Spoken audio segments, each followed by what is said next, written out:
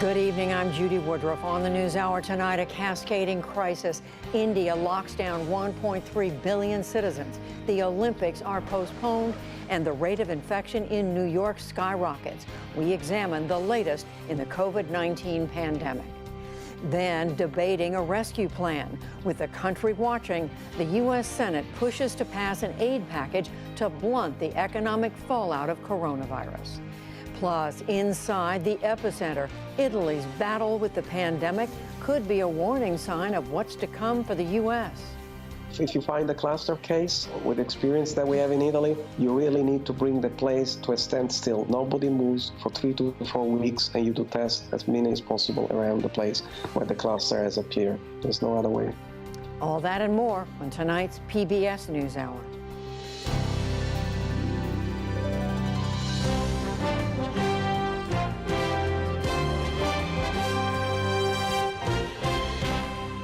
Major funding for the PBS NewsHour has been provided by... On an American Cruise Line's journey along the Columbia and Snake Rivers, travelers retrace the route forged by Lewis and Clark more than 200 years ago. American Cruise Line's fleet of Victorian-style paddle wheelers and modern riverboats travels through American landscapes to historic landmarks where you can experience local customs and cuisine. American Cruise Lines, proud sponsor of PBS NewsHour. Consumer Cellular offers no-contract wireless plans that are designed to help you do more of the things you enjoy. Whether you're a talker, texter, browser, photographer, or a bit of everything, our U.S.-based customer service team is here to find a plan that fits you. To learn more, go to consumercellular.tv. BNSF Railway. Fidelity Investments. The John S. and James L. Knight Foundation, fostering informed and engaged communities. More at kf.org. And with the ongoing support of these institutions.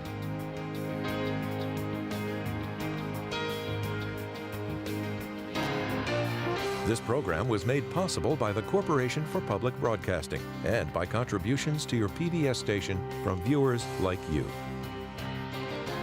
Thank you. President Trump is talking tonight about reopening the country for business soon. That comes as coronavirus infections in the United States exceed 50,000, with more than 600 deaths. Meanwhile, New York State warned of increasingly desperate conditions today. But in financial markets, the Dow Jones Industrial Average surged 11%. That's the most since 1933, as an economic rescue bill progressed in the U.S. Senate. Amna Nawaz begins our coverage. In the city that never sleeps, empty streets, as coronavirus cases surge in New York, making it the new epicenter for the United States. New York Governor Andrew Cuomo warned today of dire consequences in his state and the rest of the country. As the number of cases go up, the number of people in hospital beds goes up, the number of people who need an ICU bed and a ventilator goes up, and we cannot address that increasing curve. Where we are today, you will be in 3 weeks, or 4 weeks, or 5 weeks, or 6 weeks. We are your future. The World Health Organization issued a similar caution, saying the U.S., now responsible for 40% of new COVID-19 cases, could become the global epicenter of the pandemic.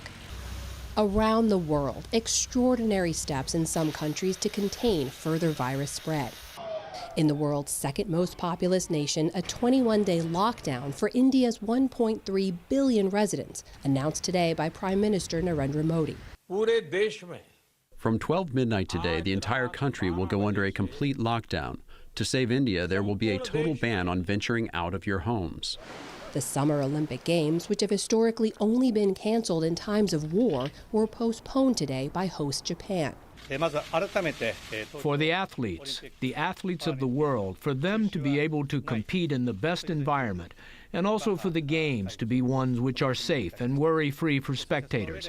I asked if it would be possible to consider postponing the games for approximately a year. And in Spain, among the hardest hit countries in Europe, the death toll has so overwhelmed the system, a Madrid ice rink is being used to house the dead. Here in the United States, as cases continue to rise, over a dozen states have imposed additional stay-at-home restrictions in recent days. Even as health officials urge continued social distancing, President Trump today at a Fox News town hall said he'd like to see those restrictions ease by Easter, less than 3 weeks away. We've had bad epidemics. I'm sure they could have been called pandemics. But we never did anything like this before. But I had to do it. It's been very painful for our country and very destabilizing for our country. And we have to go back to work much sooner than people thought. And people can go back to work and they can also practice good judgment. Lawmakers looking to mitigate the economic impact with a stimulus deal pressed on with negotiations today, expressing confidence for the first time in days. Now, at last, I believe we're on the 5-yard line. The American people need our Democratic friends to take yes for an answer. We all know that not everyone is going to want every provision. We all know that there are many things that so many of us want are left out. But we all know that we must do these things. At the White House this morning, National Economic Council Director Larry Kudlow said the deal will speed up recovery. Public health includes economic health. That's the key point. And it's not either or. But as the U.S. braces for an even greater impact, signs of recovery in China. In Hubei province, ground zero for the virus, main streets came back to life, and officials said outbound travel restrictions from many cities will be lifted tomorrow. Still, health officials here say vigilance will remain high. If the community is identified as an epidemic-free area, residents who need to return to work will be allowed to enter and leave the residency with a green health code and a certificate from the employer. Slowly easing restrictions and cautiously adjusting to a new normal. For the PBS NewsHour, I'm Amna Nawaz. As Amna just reported, the world's second most populous country is on lockdown tonight. India is taking this drastic move at the order of its prime minister to stem the outbreak there. In a country with a less than reliable health care system, widespread poverty, and underserved populations. Special correspondent Neha Punia in Delhi brings us up to date. In a televised address to the entire nation, Prime Minister Modi said that every Indian, all 1.3 billion of them, must forget what it's like to step outside their homes for the next 21 days. Prime Minister Modi announced a complete nationwide lockdown while citing the example of Italy and the US, saying that when developed countries with robust healthcare setups have been unable to stop a mass outbreak, India stands no chance unless every Indian stays indoors and self-isolates. Essential services will continue to operate during the next 3 weeks. This includes hospitals, pharmacies, grocery stores, but all air, land and rail travel has been banned entirely. Prime Minister Modi also announced a nearly $2 billion investment in India's healthcare infrastructure setup. This money over the next few weeks will be used to buy testing kits, hazmat suits, ventilators, as well as to train medical staff. Critics say India's biggest challenge is the fact that its public healthcare setup is overstretched and underfunded, and the government seems to be addressing some of that criticism through this move.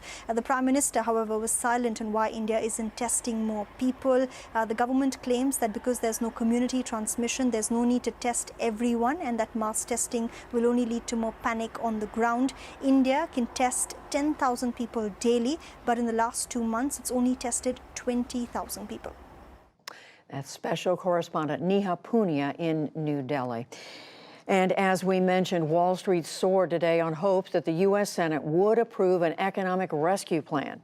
The Dow Jones Industrial Average gained a record 2,100 points to close at 20,705. The Nasdaq rose 557 points, and the S&P 500 added 210. For more on the rescue plan and other efforts to battle the pandemic, we turn again to Lisa Desjardins at the Capitol and to Yamiche Alcindor at the White House. To Lisa, I'm going to start with you first.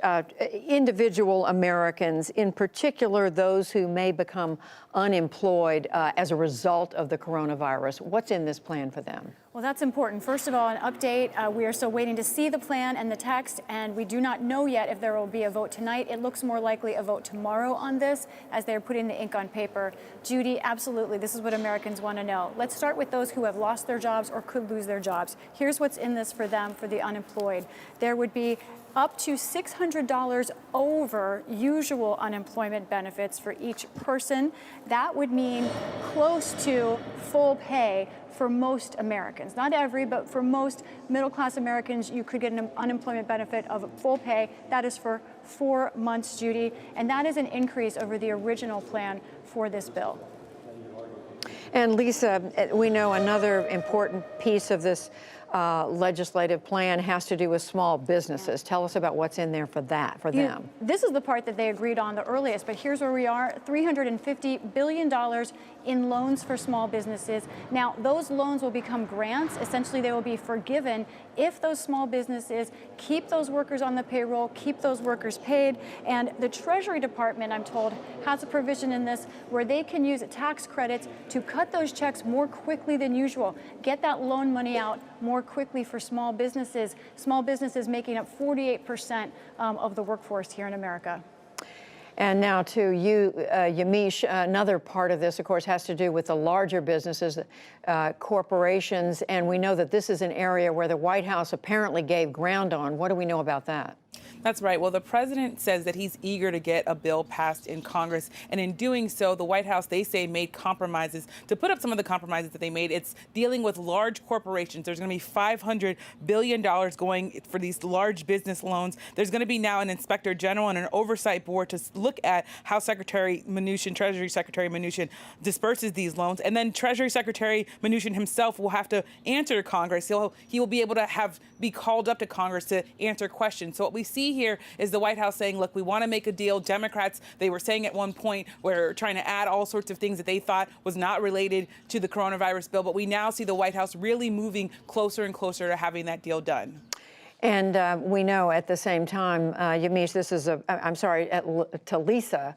Now, let me come back to you on this. This is a bill that does deal more than with just businesses. It also is going to have some help for hospitals, for states. Tell us more about that part of it. That's right. Some important provisions in here, Judy. We're told that it has $130 billion in it for hospitals, including rural hospitals, $150 billion for states, counties, and cities, for local governments. And then also, Judy, this has in it, we're told, a freeze on federal student loan payments. Now, Judy, we want all the details of all this. The details are important. We're waiting. But one big detail, Judy, we're told the price tag is over $2 trillion. Judy, that would make that the largest single bill in American history, the largest single legislative measure for one-time spending in history. And just quickly, Lisa, at this point, we think we know everything that's in there or not? We don't. We don't know. We don't know what's in it all the way. Not yet.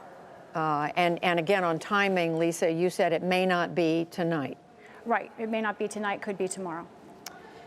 So finally, Yamiche, let me come back to you with this last question, and that is what the president had to say today about getting the country back to business. It's something he raised yesterday. He spoke more about it today.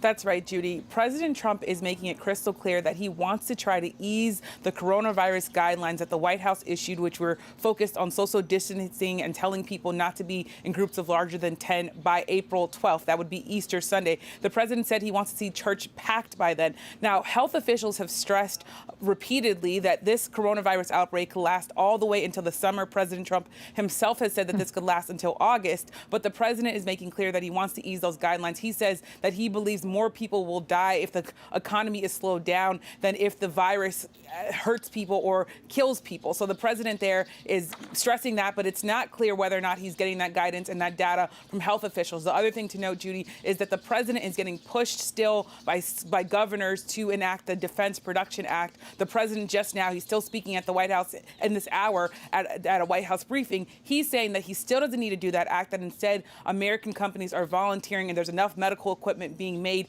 to meet the needs of hospitals all across the country. So still not using the full federal power that he has. That's right.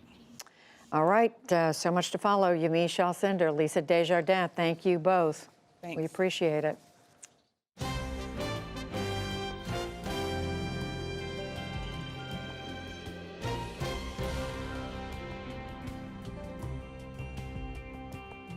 In the day's other news, Afghanistan's President Ashraf Ghani and his rival Abdullah Abdullah blamed each other for a U.S. threat to cut $1 billion in aid. Secretary of State Mike Pompeo made the threat after meeting with both men in Kabul. He warned that they must form a government and begin talks with the Taliban. The New York Times and the Washington Post and the Wall Street Journal are urging China today not to expel their journalists. In an open letter, they said the move is, quote, threatening to deprive the world of critical information at a perilous moment. Beijing acted after the Trump administration limited the number of Chinese journalists in the U.S. In the U.S. presidential race, Democratic frontrunner Joe Biden said that he still supports holding the party's national convention in July amid the coronavirus pandemic. In a television interview, he was asked about party leaders sticking with that schedule for now. I think we ought to be able to conduct our democratic processes as well as deal with this issue. But look, that decision we made is the state of the nation at the moment. But I don't think it should be called off, and I don't think we should call off any of the elections. I think we just have to move forward. Joe Biden speaking on CNN. Also today, Delaware became the latest state to delay its presidential primary, pushing it back from April 28th to June the 2nd. Some of the nation's best-known parks, national parks, closed today, citing the pandemic. Yellowstone, Grand Teton, and Great Smoky Mountain National Parks all joined others in shutting down.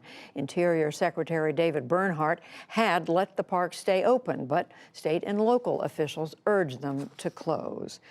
And renowned playwright Terrence McNally died today in Sarasota, Florida, of coronavirus complications.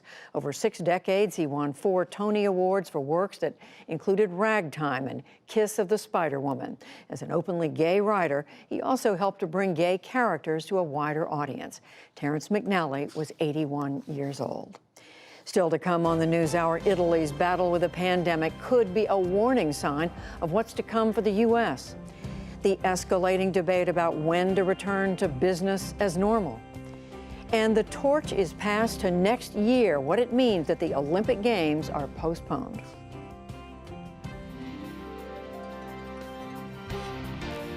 This is the PBS NewsHour from WETA Studios in Washington and in the West from the Walter Cronkite School of Journalism at Arizona State University.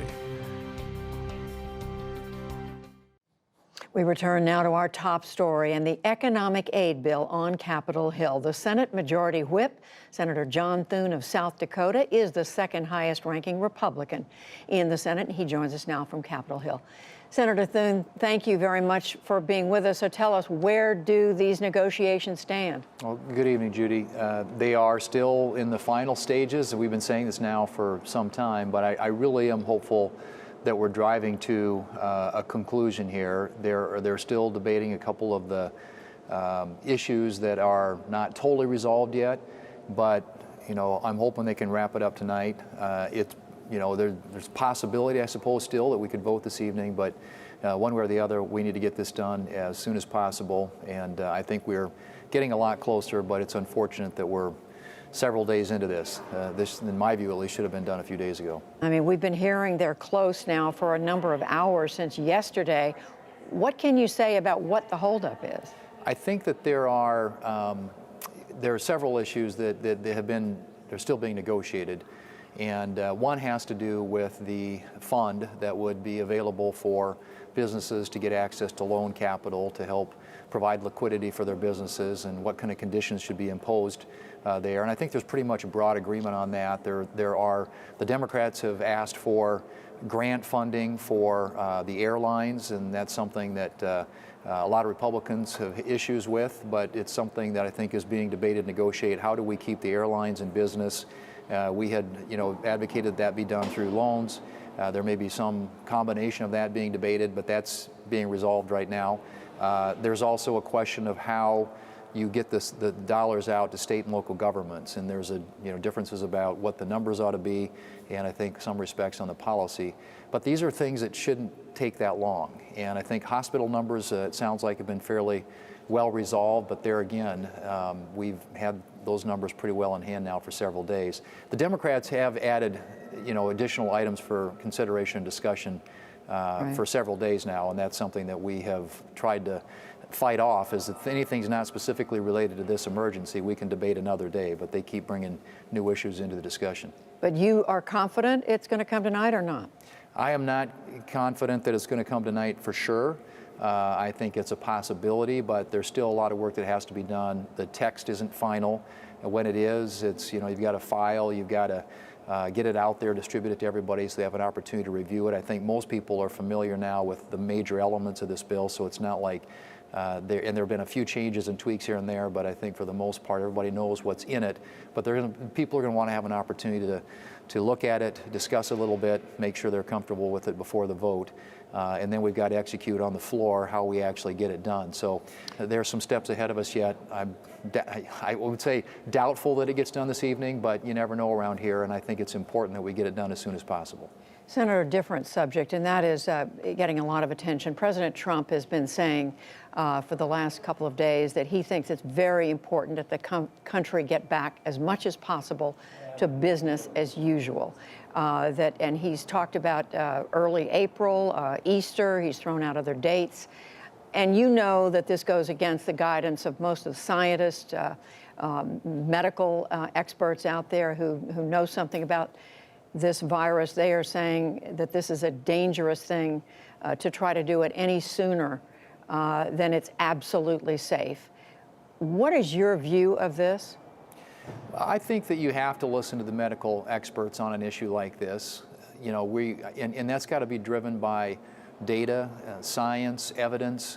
I know that we're tracking every day the numbers in South Dakota, where they are, whether there's been community spread, what the likelihood is that we're going to be dealing with significant issues in our hospitals in the near distant future.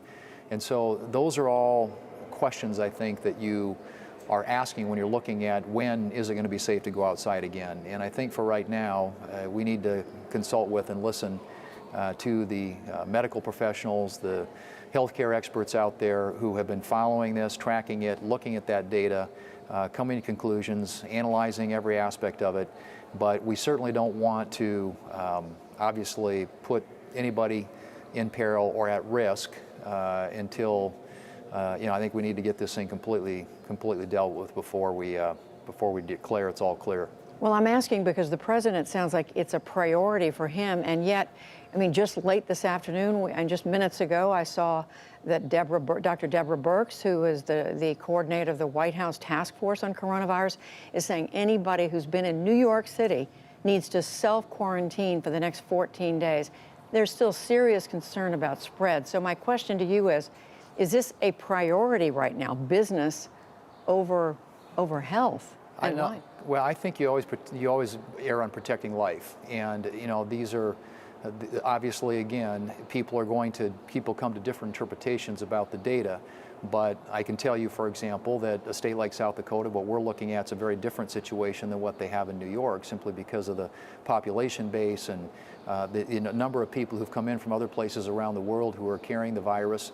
And so, we're going to make decisions probably a little bit different for our state than maybe they will in the state of New York. But generally speaking, Dr. Birx, Dr. Fauci, and the medical experts in my state of South Dakota are the ones who should be giving the advice. And I think that political leaders need to be listening very carefully to that advice, because I think it comes with a great deal of study of the evidence, the data, and the science that should inform all our decisions about how we approach this going forward. Now, there seems to be a lot of concern about spread, even if, as you say, South Dakota is different from New York City. That's right. People do move around. There is a lot of spread, and that's the thing you have to watch out for. Senator John Thune, we thank you very much. Thanks, Judy.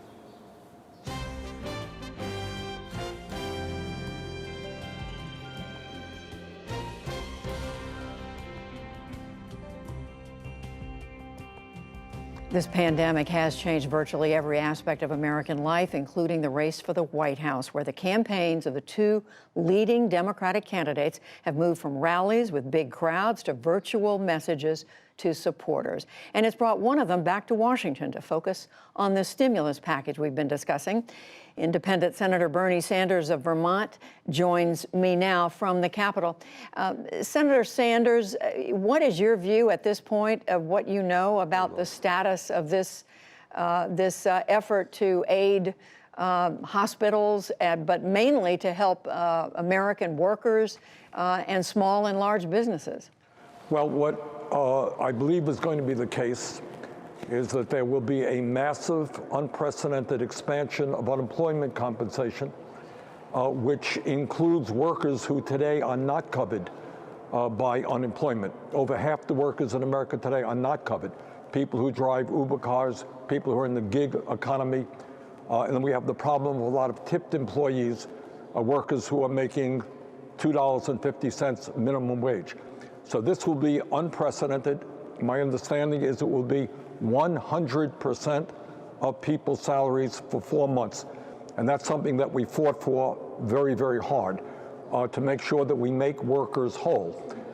In the small business provision, which is also going to be very, very expensive.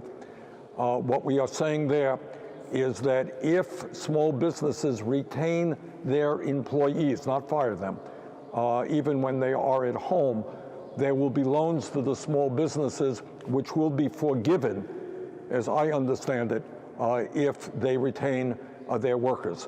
Also, what we're talking about, which I think is not enough, but it's a start, is $1,200 for every adult in this country, earning less than $75,000 and $500 for the children.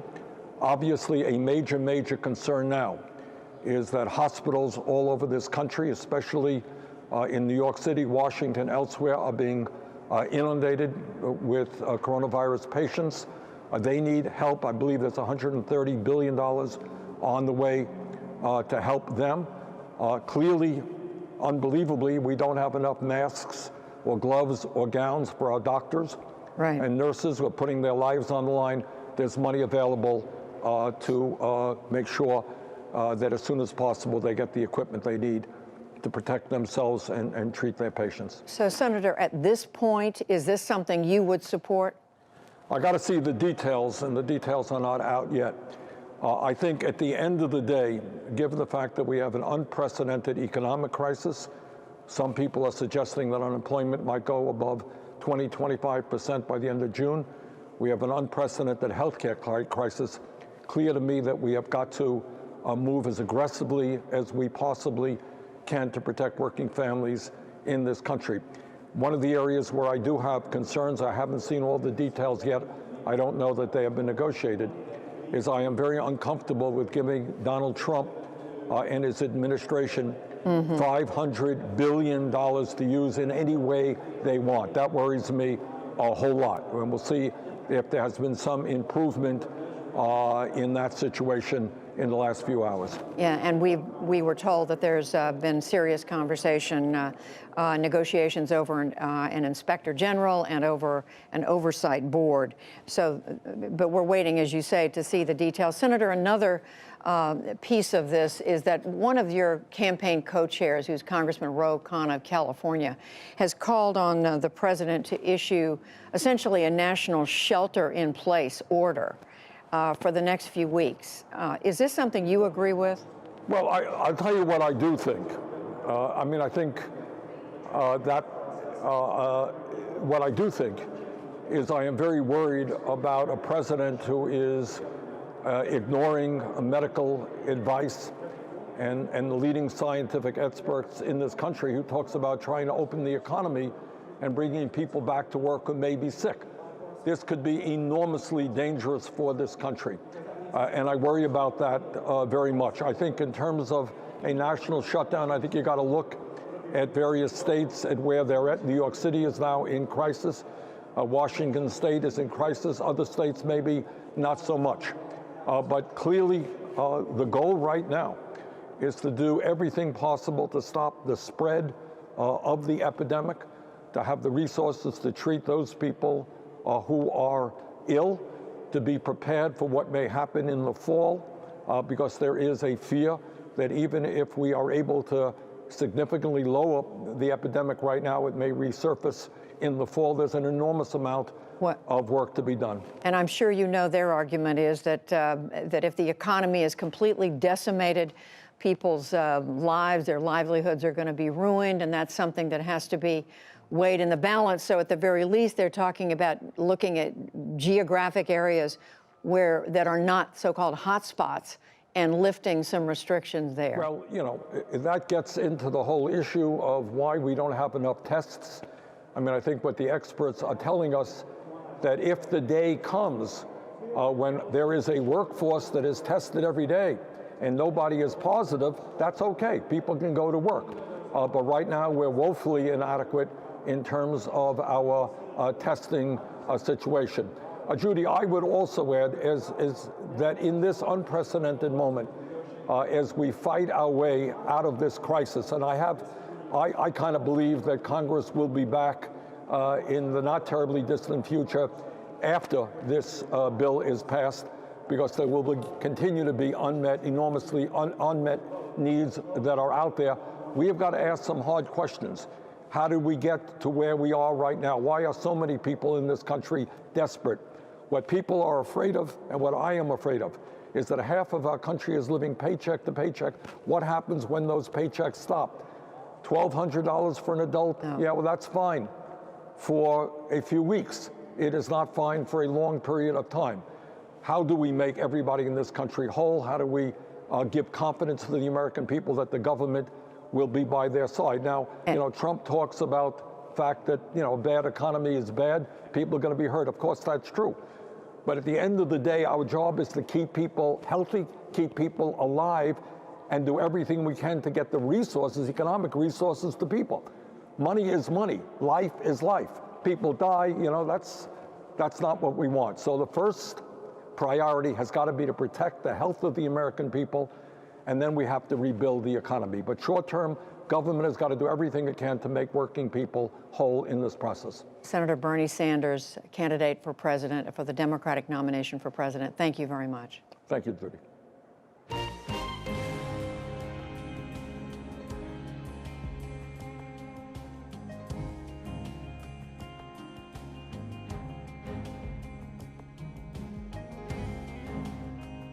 With close to 7,000 deaths, Italy is the nation hardest hit by this coronavirus pandemic.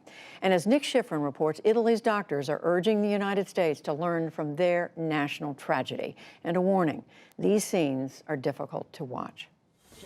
In northern Italy, the patients are gasping for air.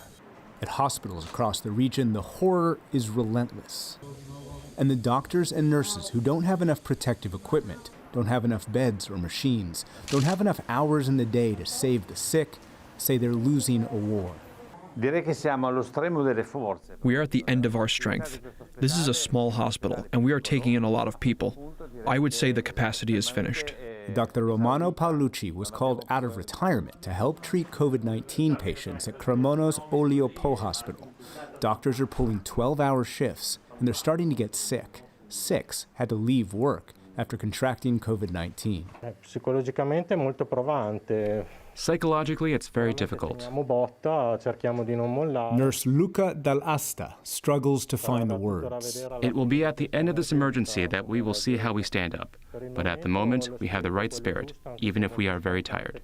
Doctors call the treatment for COVID-19 intense and lengthy. Patients need weeks to heal, if they heal. There are only so many ventilators, and they're prioritized for those most likely to survive. And so doctors are forced to decide who lives and who dies. And when patients die, they die alone. Funerals are illegal. Coffins sit for days.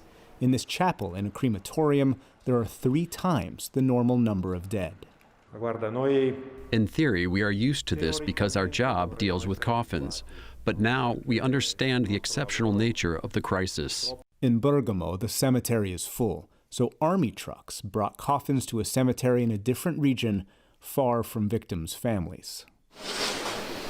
This is one of Europe's best healthcare systems, but in Brescia, the hospital admits COVID-19 is overwhelming. There are so many patients awaiting their COVID-19 tests, they wait in cots in the hospital laundry room. What is really shocking, something we had not been able to forecast and brought us to our knees, is how quickly the epidemic spreads. Elsewhere, the streets and Italy's most famous sites are empty. Rome, the eternal city, seems frozen in time. But critics say that isolation came too late. This was a missed opportunity. Dr. Andrea Crisanti has been watching the virus ravage Italy since the first death in the tiny city of Vo on February 21st. Local officials lock Vo down, and Crisanti's team tested all 3,300 residents. That allowed authorities to curtail infection at the earliest signs. Now, with the experience that we have in Italy, you really need to bring the place to a standstill. Nobody moves for 3 to 4 weeks, and you do test as many as possible around the place where the cluster has appeared. There's no other way. Crisanti's team brought the infection rate in Vo to 0, but he said Italian authorities didn't learn his most urgent lesson. Nobody has ever won a war by building more hospitals. You have to build more weapons.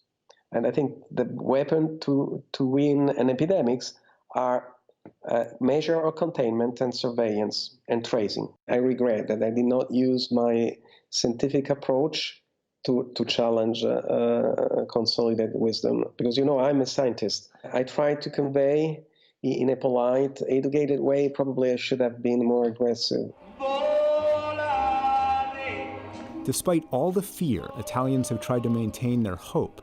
Despite their separation, they've maintained their connections.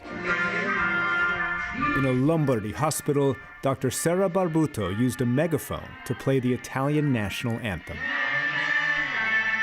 Doctors sang along through their exhaustion. I wanted to tell you that in all of Italy, people are thinking of you. They are hoping that we will win this very tough battle. I am sure that is how it will be. Outside another hospital, there's a mural. A nurse holds Italy in her arms. Dr. Crisanti wants the U.S. to avoid Italy's mistakes. I think they have to take this very seriously, and I think they have to be ruthless in their effort to block the spread of the disease. Ruthless in terms of measures and in terms of resource to pour into it.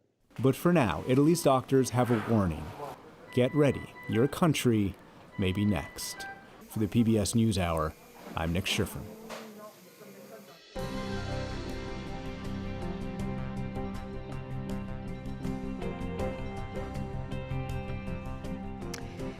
The tragedies we see playing out in Italy and around the world are why most public health officials say it is far too soon to plan when people can return to work. But President Trump today said that he hopes to see many parts of the country reopened by Easter. Other voices in business have made a similar but less time-specific call to revive the economy. We're going to examine those questions now with a pair of conversations.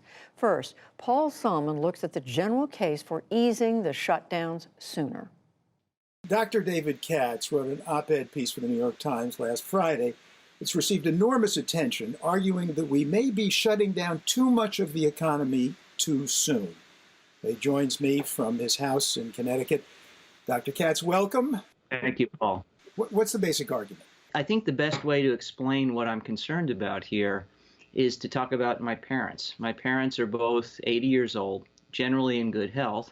But clearly, no matter how we risk stratify for preventing spread of coronavirus, they're in the high-risk group.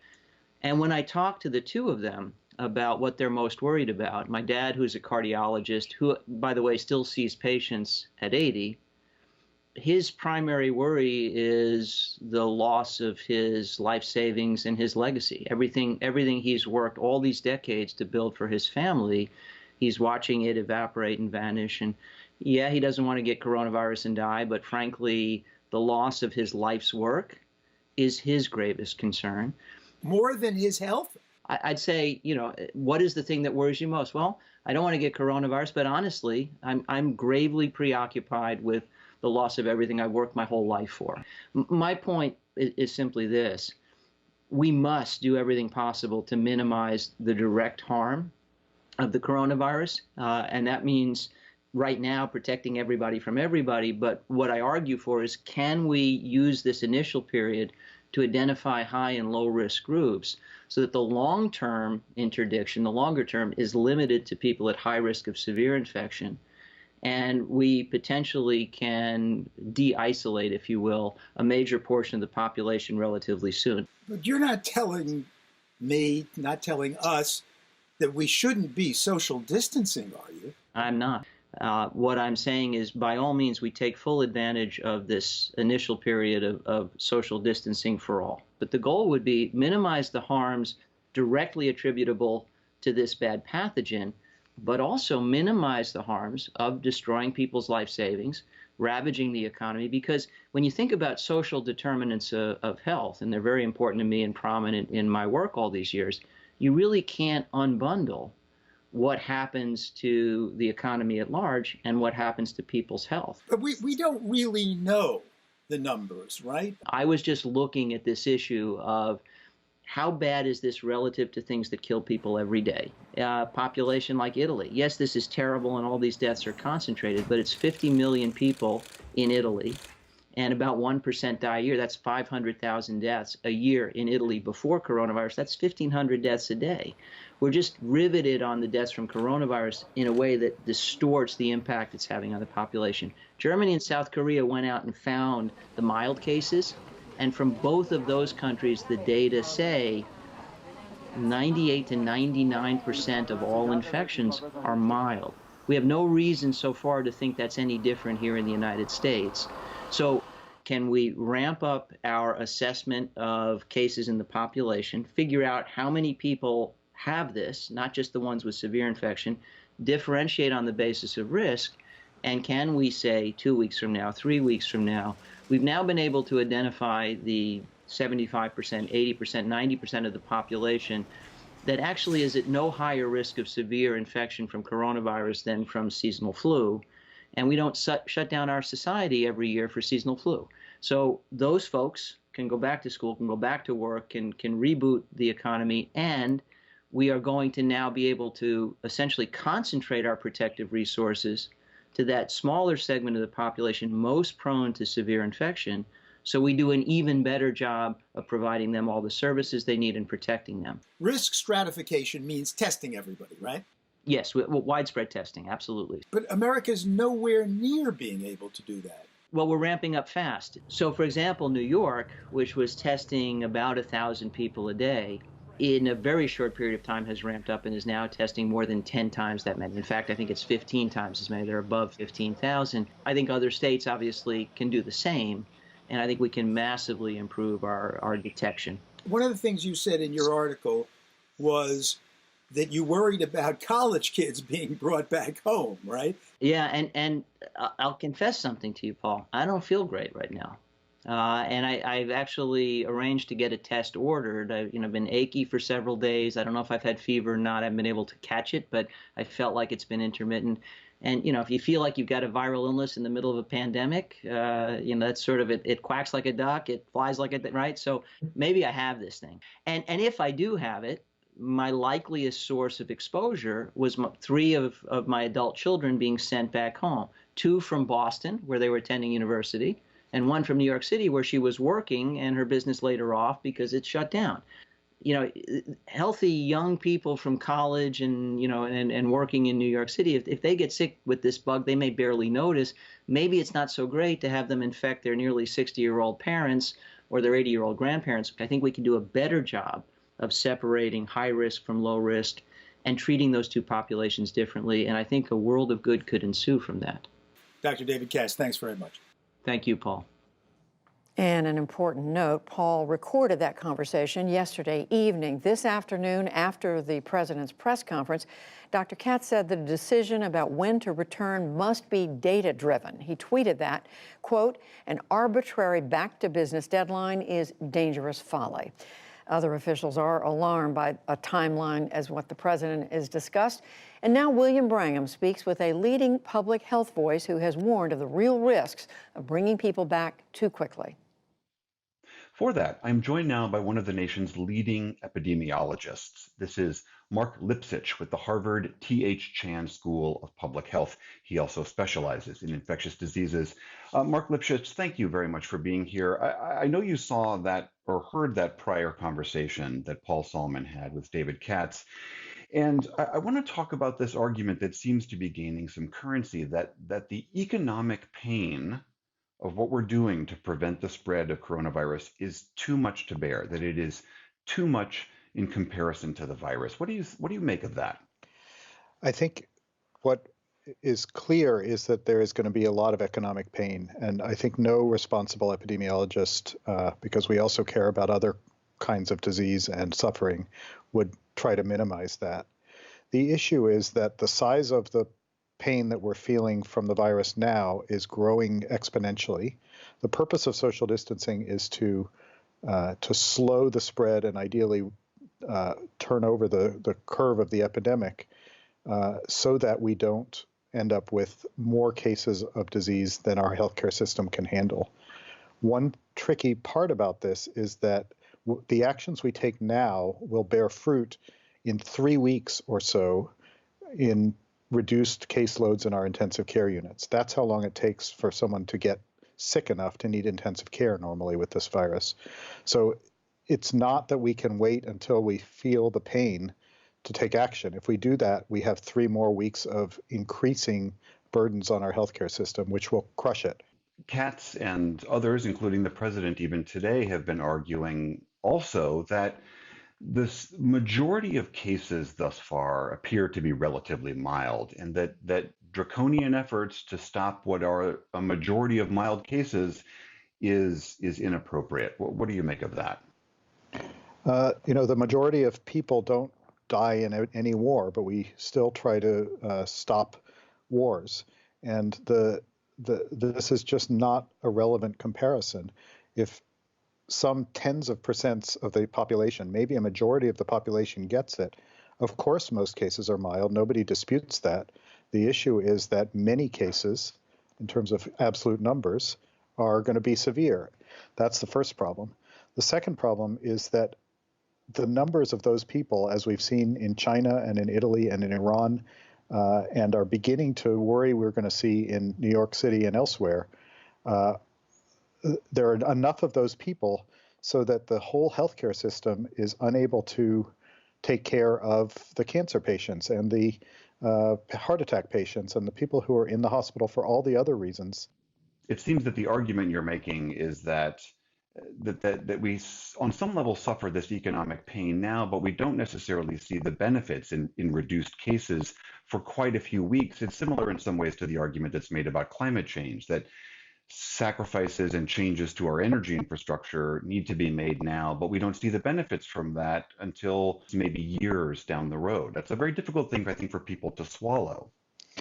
Well, I think it may be, and I think our political leadership has encouraged a feeling of we should privilege the present over the future. It's just not responsible. Leadership means that when there's a problem, you encourage the people to sacrifice what's needed to have a better outcome in the future. It's not that we're sacrificing now so that someone else has a better outcome. It's really so that we have a better outcome, so that we have a healthcare system a month from now. It should not be that complicated to get that message through. So that we have a healthcare system a month from now. You see that this is really that dire? In some places, it's going to be in a month. In some places, it may be less. It may be longer than that. But New York City, for example, is taking measures right now, and sacrificing a lot in order to make sure that their intensive care units are functioning as well as they can be in the next few weeks even. So some places it will be more than a month if we do nothing, but not much more than a month because this is an exponentially growing phenomenon.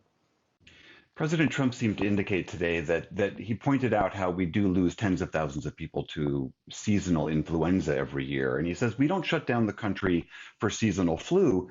He seems to be optimistic in a sense that the death toll, while large will not be so tragic for COVID. And does the epidemiology indicate that optimism is right? Well, the projections are for much greater toll than for seasonal flu for two reasons. Every year, somewhere around 10 or 20% of the population gets seasonal flu. And the expectation is that, especially if uncontrolled, this epidemic will infect more than half the population. So there are more people at risk. And the death rate from this is somewhere in the neighborhood of 10 times that from seasonal flu per case. It may be more, it may be less. There's a lot of uncertainty around that number, but it's considerably more than for seasonal flu. So it's just not responsible to say this is the same as seasonal flu. It's going to get more people infected, and it's going to be fatal and severe in a higher fraction of them. The other thing to say about seasonal flu is that we have never seen intensive care units in multiple countries shut down, multiple advanced industrialized countries shut down and unable to function because of seasonal flu. It's just not what happens. All right, Mark Lipsitch from the Harvard T.H. Chan School of Public Health. Thank you very, very much for talking with us. Thank you for having me.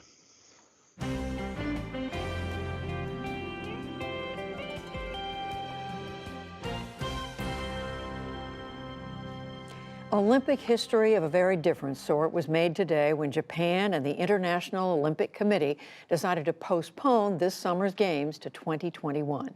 John Yang looks at what drove that decision and the ramifications. Judy, today's decision affects thousands of athletes around the world and creates huge logistical headaches for organizers. Christine Brennan of USA Today has covered every Olympics game, both summer and winter, since 1984. She joins us by Skype from Washington, D.C. Christine, how much of this decision was driven by the athletes' own concerns about their own health and welfare? John, all of it. This was stunning. When leaders don't lead, the athletes filled the void. And the International Olympic Committee president, Thomas Bach, is actually a former athlete, former Olympic gold medalist. One would have thought he would have understood the magnitude of the athletes' problems. He did not. He sat in his ivory tower and kept saying, we're not talking about postponement. We're not talking about cancellation. The athletes took over. They started talking. I interviewed some, others did around the world, and their voices were heard. They couldn't train. Or if they could train, if they could go and swim or run or whatever, they wondered if they were being good citizens, not just Americans, but athletes around the world. Shouldn't they be sheltering in place? Why are they out and no one else is? Everything's being closed down upon them, yet they're trying to train for the most important event of their life just 4 months away. The athletes drove this decision. It wasn't about July 24th, the opening ceremony's date. It was about right now. And the here and now really won the day, and the athletes' voices ended up being the voices that we listened to. You say that this competition for many of these athletes, or for all of them really, was going to be the most important moment of their lives.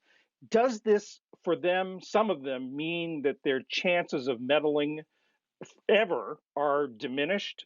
Yes, there are athletes who were targeting 2020 and that knew that once July or August of 2020 was over, that their career was over. Some of them will stick around. I've talked to some already who say absolutely, especially if it's a spring Olympics. We don't know yet. But if it's the spring of 2021, that's obviously less time than the summer. That's going to knock out some of the big names or the older athletes who were going to hang around for another 4 years, in this case from 2016 to 2020. That's gone. And even though that might sound like a short period of time, for these athletes, elite athletes at the peak of their game, where one fingernail is the difference between first and fourth place in a swimming pool, that's enough to probably end some careers. And some of these athletes have delayed college, delayed careers to train?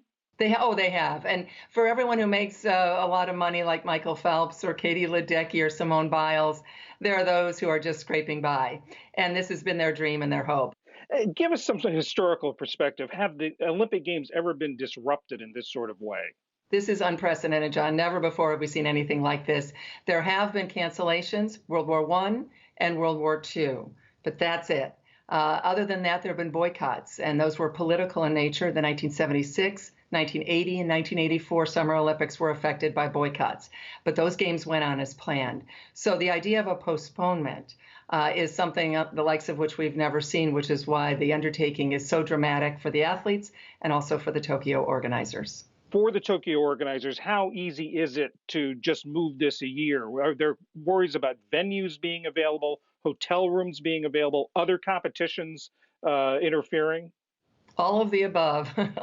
It's not like postponing an NBA season or an NHL season or stopping something, even the NCAA men's and women's basketball tournaments. This is the biggest regularly scheduled event and gathering of the world, the Olympic Games. And so, yes, the hotel rooms, obviously tickets sold, infrastructure. There are 10 venues, John, that are supposed to be temporary, which means once August 9th happened and then the Paralympic Games after that, so into September, they would be moved, taken down, whatever. What's going to happen with those venues? And my sense is civic pride will win the day, and we will see Tokyo rise, just like probably any other big city would, to pull this off.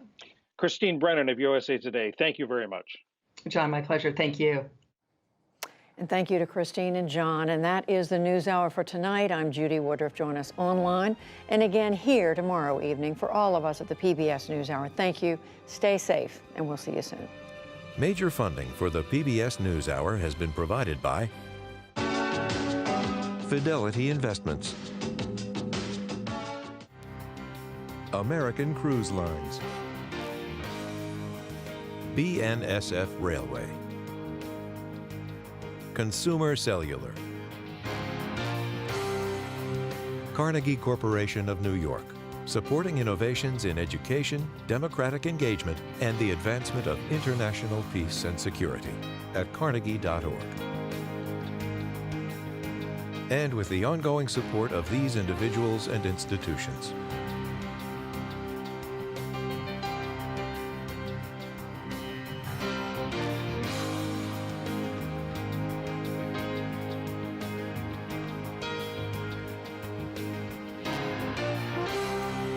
This program was made possible by the Corporation for Public Broadcasting and by contributions to your PBS station from viewers like you. Thank you.